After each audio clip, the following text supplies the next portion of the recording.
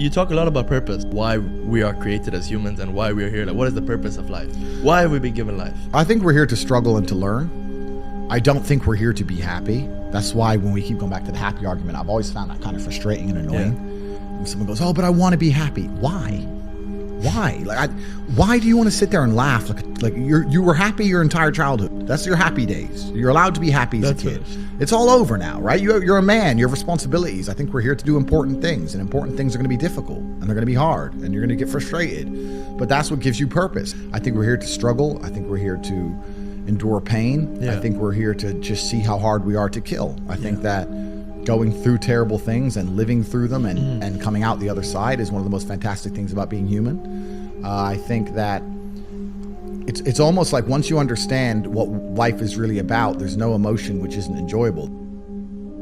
The only emotional state which can be seen as detrimental is feeling nothing at all. But if you're sitting at home and you're feeling truly heartbroken, at least you're feeling something, right? And I think that's the whole part of being human. I think we're here to struggle. I think we're here to go through pain. I wake up each day and go, what can I attack? What problem can I solve? And look at history. Why did Genghis Khan wake up and want to conquer the whole world? Why did Napoleon conquer the world? Why did Alexander the Great conquer the world? You just wake up and just say, give me this, give me that. I want all of it. Yeah. There's an army there. They're really big. We're better. It's intrinsic. You need to go and conquer. That's the purpose of life. Do you believe that God created us? So why did God create us to struggle? Because if you don't struggle, you don't learn. God created us to learn and understand ourselves and understand other people and understand the world. And what did I say earlier? I said that you don't learn a lesson without pain. So you have to struggle to learn anything. There's only two ways to learn things, the hard way or the harder way. If you're smart, you can learn the hard way. But in my experience, 99% of the planet only learn the hardest possible way. If you want to feel happy inside of yourself, and you want to feel content, and you want to feel stable inside of yourself, you need to live true to God. And I'm not saying you can't drink a little bit of alcohol or not party or not have a little bit of fun, but you have to be a good person. I don't believe in the societal paradigms in which they have tried to construct this idea of happiness. I don't believe or subscribe to the way that happy and sad is currently understood by the masses of the population. I think if you are anything less than absolutely distraught, you are happy. You're a version of happy.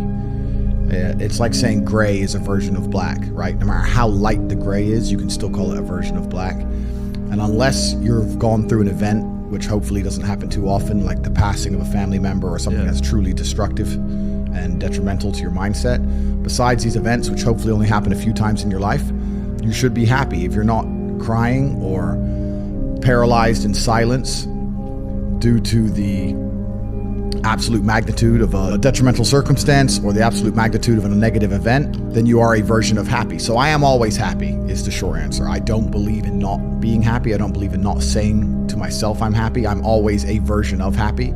And this idea of chasing happiness and always being concerned and preoccupied with how happy you are is actually the biggest mistake that a lot of people make, I think, in the world today. Especially men who wake up and go, oh, I don't really feel happy, so I need to get happier. And that's how they end up down a hedonistic path of drugs or alcohol or gambling, chasing pleasure. I don't care how I feel.